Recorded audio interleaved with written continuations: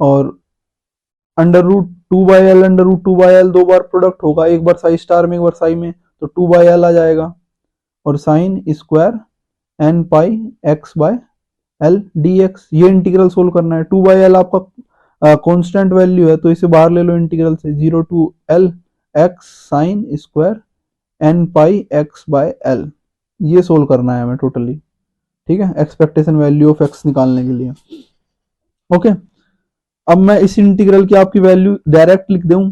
या मैं सोल्व करके दिखाऊं, है ना, तो मैं डायरेक्ट भी लिख सकता हूं इस इंटीग्रल की वैल्यू, बट इस इंटीग्रल को मैं सोल्व करके दिखा रहा हूं। और मोमेंटम वाला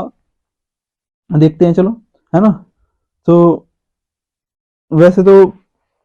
इंटीग्रेशन जो है आपको आना ही चाहिए जब ये सब आप पढ़ रहे हो। तो हम इसमें क्या ही करना है, हमें इसमें आपका प्रोडक्ट रूल ऑफ इंटीग्रेशन लगाना है। वो क्या है आपका कि दो फंक्शंस का अगर आपका प्रोडक्ट हो और उसे हम इंटीग्रेट करें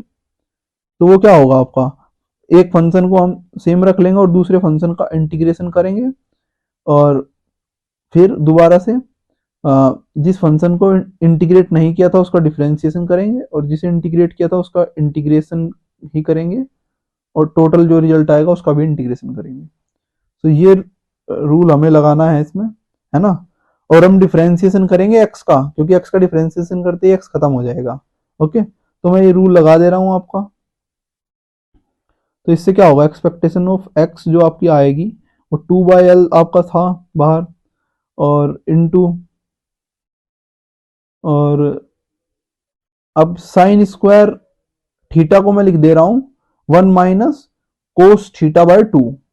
1 माइनस 2 कोस थीटा बाय 2। ये मैंने लिखा था पहले भी आपको कि कोस 2 थीटा आपका क्या है, 1 माइनस 2 साइन स्क्वायर थीटा है, तो इट मीन्स वो मैं रिलेशन लिख सकता हूं। तो x/2 कॉमन आ गया आपका, और यहाँ पे क्या है आपका 1 माइनस कोस 2 n πx/L, तो उसका इंटीग्रेशन करना है। तो क्या है 1 minus cos 2 n πx/L dx, और माइनस, अब आपका ऐसे ही इसमें क्या है, इसमें भी मैंने हाफ बार ले लिया, और x का डिफरेंशिएशन हुआ तो 1 आ गया तो खत्म। और इंटीग्रेट, और इंटीग्रेट किसका करना है, इसका जो इंटीग्रल होगा, इसका इंटीग्रल मैं लिख दे रहा हूँ, इसका इंटीग्रल क्या आएगा, 1 का इंटीग्रल x आएगा, और इस कोस वाले पार्ट का इंटीग्रल साइन आएगा, है ना, साइन 2 n πx/L, और डिवाइड बाय भी 2 n π/L, है ना।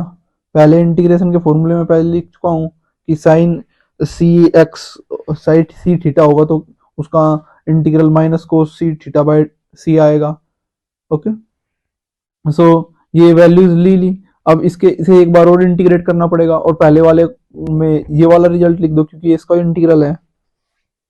सो मैं वैल्यूज लिख दे रहा हूँ 2/L, और ये आपका हो गया x/2, और यहाँ पे x minus sine 2 n πx/L upon 2 n π/L। अब 2/L मैंने नेक्स्ट टर्म में प्रोडक्ट कर लिया, 2/L into 1/2 into x²/2 plus, उसे एक बार और इंटीग्रेट किया, इसे देखो, इसे इंटीग्रेट किया, इसे इंटीग्रेट करूंगा तो क्या आएगा, x² कोस 2 n πx/L, और नीचे आपका क्या होगा, स्क्वायर हो जाएगा 2 n π/L का स्क्वायर, क्योंकि एक बार तो आपका पहले आ गया था 2 n π, और एक बार फिर डिवाइड में आएगा तो फिर स्क्वायर हो जाएगा, और साइन का इंटीग्रल करूंगा तो माइनस कोस आएगा, माइनस माइनस प्लस हो जाएगा।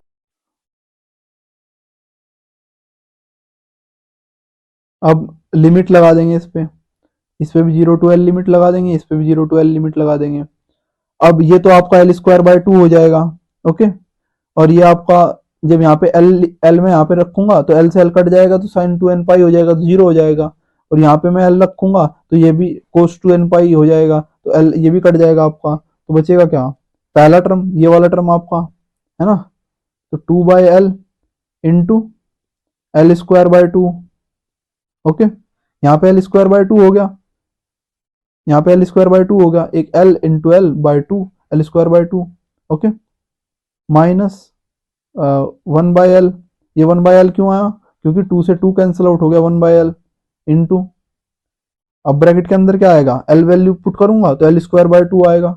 L²/2, लोअर लिमिट पे तो सब जीरो है, ओके, और कोस और साइन वाला अपर लिमिट पे भी जीरो हो गया पार्ट, एल से एल कट गया, एल से एल कट गया, ओके, तो एक्सपेक्टेशन वैल्यू ऑफ 2 से 2 कट गया, तो यहाँ पे एल माइनस, यहाँ पे L/2, तो यानी कि L/2 आ गई, ओके, तो यानी कि x की एक्सपेक्टेशन वैल्यू तो L/2 है, तो पोजीशन की एक्सपेक्टेशन वैल्यू तो हमने निकाल ली, L/2 आई, ओके, मोमेंटम की एक्सपेक्टेशन वैल्यू क्या थी आपकी, 0 थी, ओके, तो दो इंटीग्रल तो मैंने सोल्व कर दिया आपके, बाकी दो इंटीग्रल आप सोल्व कर लो,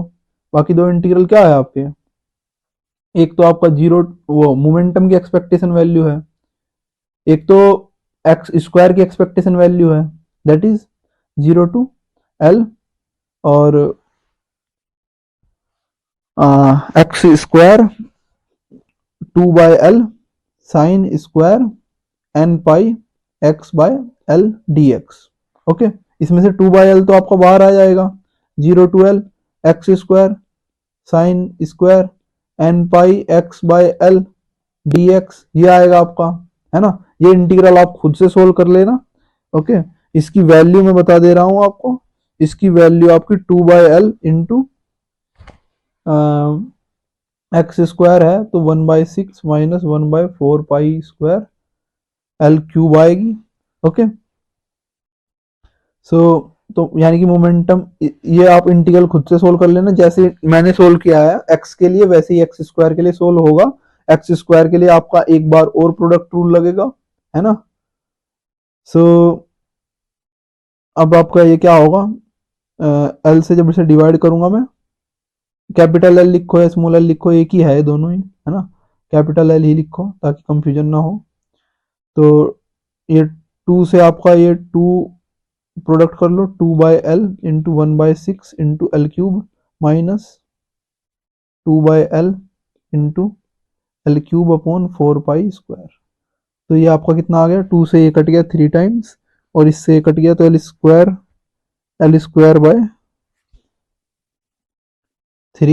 माइनस 2 से ये कट गया 2 टाइम्स, और इससे ये कट गया L²/2 पाई स्क्वायर, ओके, यानी x² की एक्सपेक्टेशन वैल्यू आपकी क्या आई, 1/3 minus 1/2 pi square L², okay, तो that is the expectation value of L² की एक्सपेक्टेशन वैल्यू आपकी ये आ गई, okay,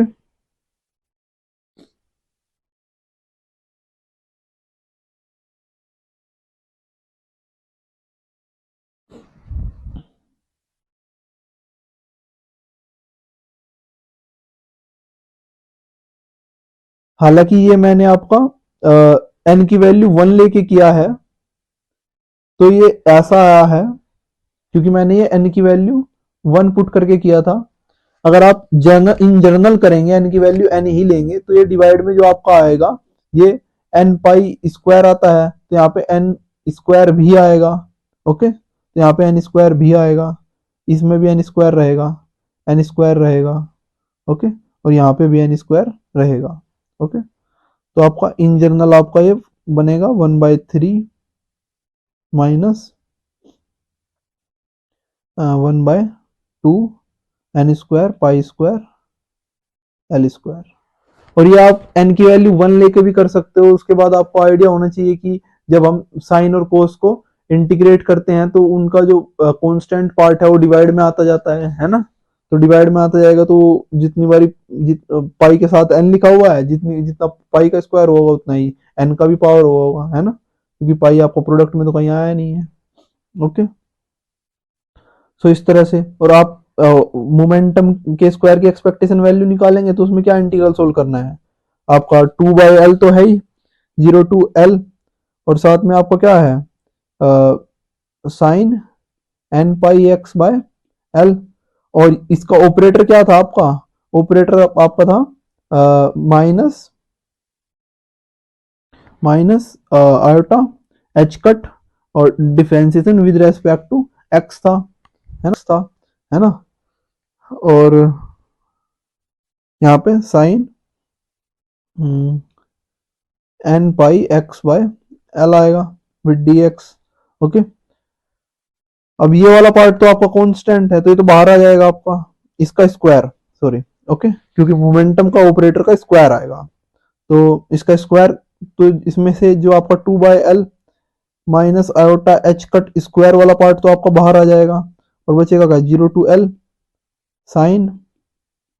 N pi x by L, double derivative आ जाएगा, ओके, साइन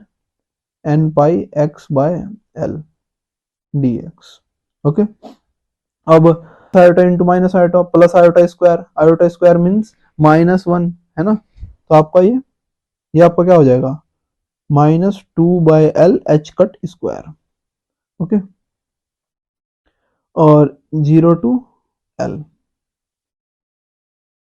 अब ये जो साइन, अगर साइन सी थीटा का इंटीग्रेट कर रहे हैं हम, तो वो minus cos c theta by c आ रहा है, लेकिन अगर हम डिफ्रेंशिएट करेंगे साइन सी थीटा को, तो सी प्रोडक्ट में आ जाएगा। ओके, तो sine n pi x by L, और ये आपका प्रोडक्ट में आएगा सी, तो अब दो बारी डिफ्रेंशिएट करना है तो दो बारी प्रोडक्ट में आएगा, तो एन पाई दो बारी प्रोडक्ट में आएगा तो स्क्वायर हो जाएगा एन पाई बाय एल का स्क्वायर, और ये आपका क्या होगा, साइन साइन का डेरिवेटिव किया होगा तो आपका कोस आएगा, और कोस का डेरिवेटिव किया होगा तो फिर माइनस साइन आएगा। ओके, तो माइनस साइन से माइनस प्लस हो जाएगा, और यहाँ पे sine n pi x by L ही आ जाएगा दोबारा, और डी एक्स। अब ये वाला पार्ट आपका कांस्टेंट हो गया, तो ये बाहर निकाल लो, 2/L h cut square n pi by L square, okay, 0 to L, ये sine square n pi x by L हो गया डी एक्स। ओके, ये आपका ये बन गया टोटल पार्ट। अब इसे आप देखेंगे तो आपका ये क्या हो गया, 2/L h cut square n square pi square L square. Okay, ये आपका ये पार्ट बन गया, है ना, तो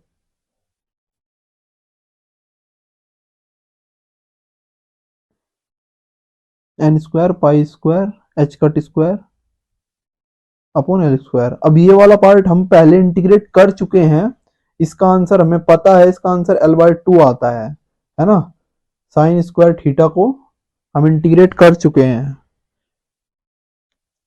पहले आपने इंटीग्रेट किया था, देखो साइन स्क्वायर थीटा का इंटीग्रेशन L/2 आता है,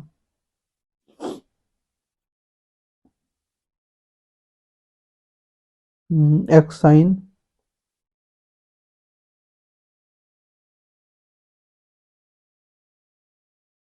जब हमने मोड मोड साई स्क्वायर निकाला था और वो किया था, उसे नॉर्मलाइज किया था, तो तब हमने देखा था कि sine square theta sine square n pi x by L का जब हम इस लिमिट में इंटीग्रेशन करेंगे तो वो L/2 आएगा। ओके, तो ये L से L कैंसिल आउट, 2 से 2 cancel out. Okay,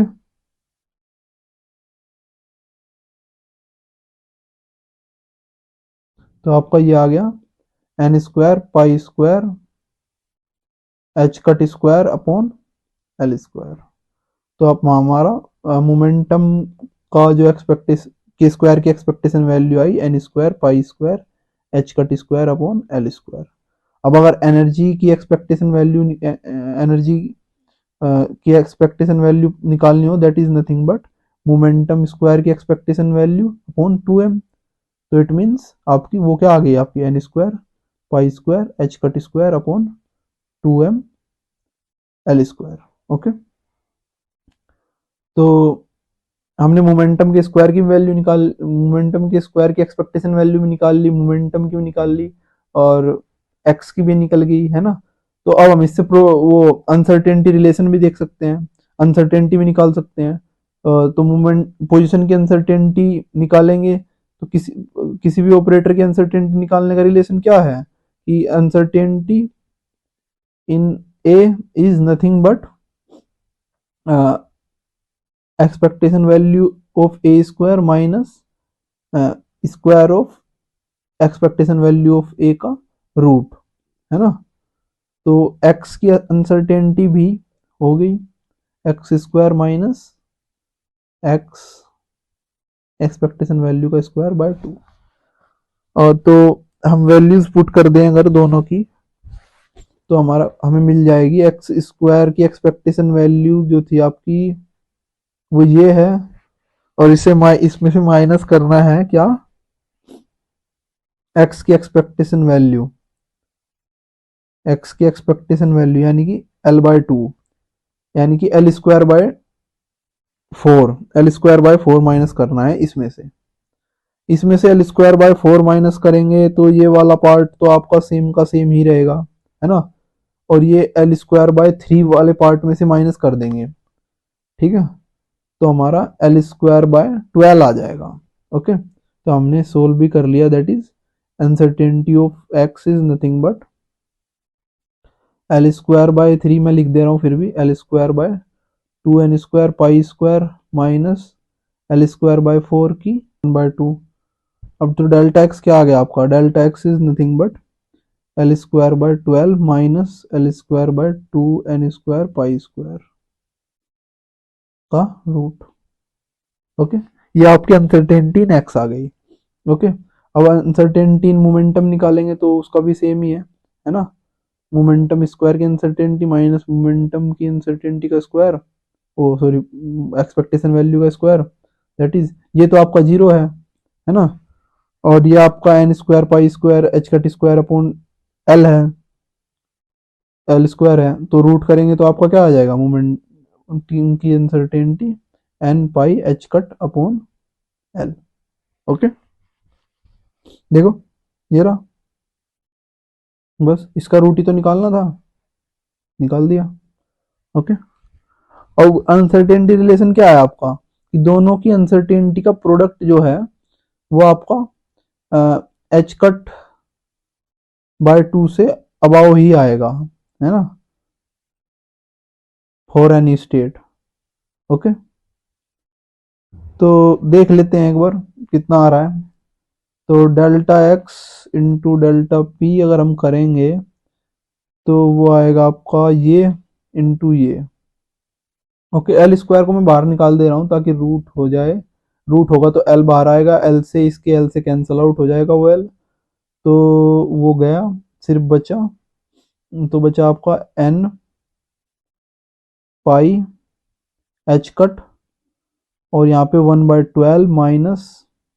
1/2 n square pi square का रूट। ओके, क्योंकि एल स्क्वायर इसमें से कॉमन लिया ऊपर से और यहाँ पे डिवाइड में था तो कैंसल आउट हो गया, तो यही बचा, है ना। तो अगर हम देखें तो ये वैल्यू आपकी अगर n की वैल्यू मिनिमम भी रखे, है ना, n की वैल्यू हम 1 से स्टार्ट होगी n की वैल्यू, तो n की वैल्यू अगर हम 1 भी रखेंगे तो भी ये वैल्यू आपकी इससे ज्यादा ही होगी, है ना। तो देयरफॉर ये आपके अनसर्टेनिटीज का प्रोडक्ट आ गया और अनसर्टेनिटी प्रिंसिपल फॉलो भी हो रहा है, ये भी दिख रहा है ना। ओके, तो इस तरह से आप डिफरेंट स्टेट्स की अनसर्टेनिटी या एन की वैल्यूज रख के इसमें आप डिफरेंट स्टेट में अनसर्टेनिटी का प्रोडक्ट की वैल्यू निकाल सकते हो। ओके,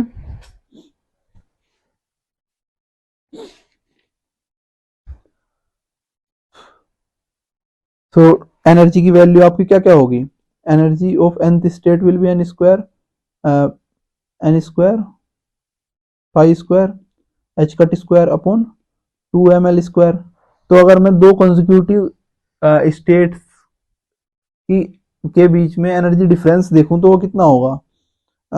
n+1 माइनस n, अगर मैं एनर्जी डिफरेंस देखना चाह रहा हूं। ओके, तो यहाँ पे क्या करेंगे, n+1 square minus n square pi square h cut square by 2ml square, ये तो सेम ही रहेगा आपका। ओके, और ये आपका कितना आ जाएगा n square +1 + 2n - n square, okay, pi square h cut square upon 2m l square.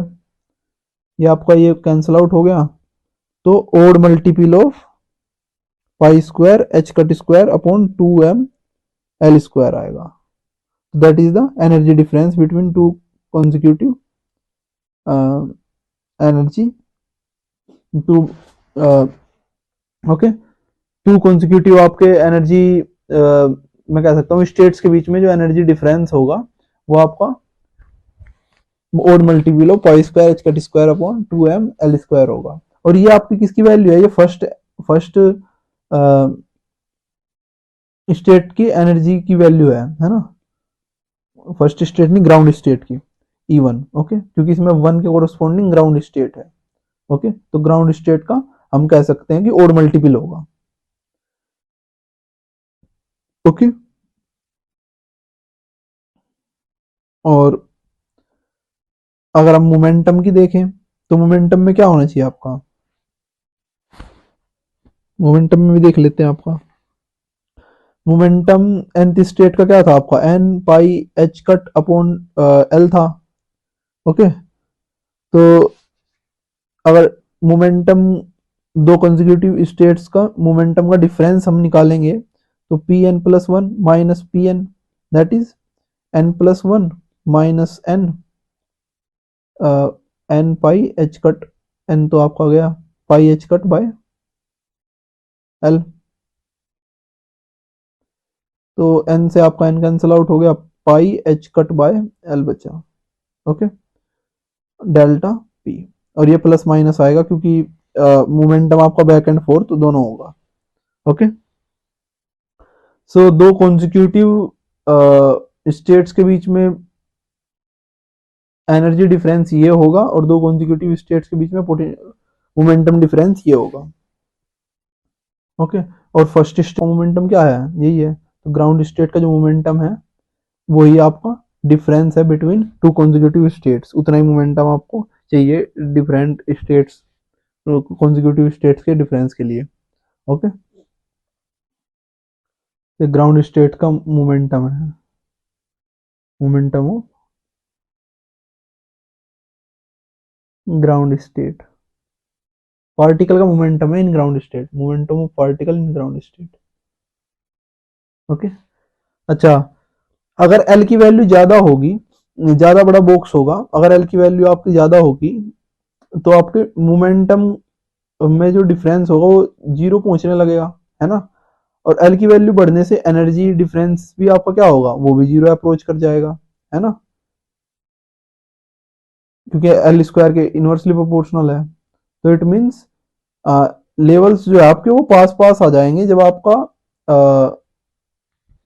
Box ज्यादा बड़ा होगा, है ना। तो इट मीन्स हम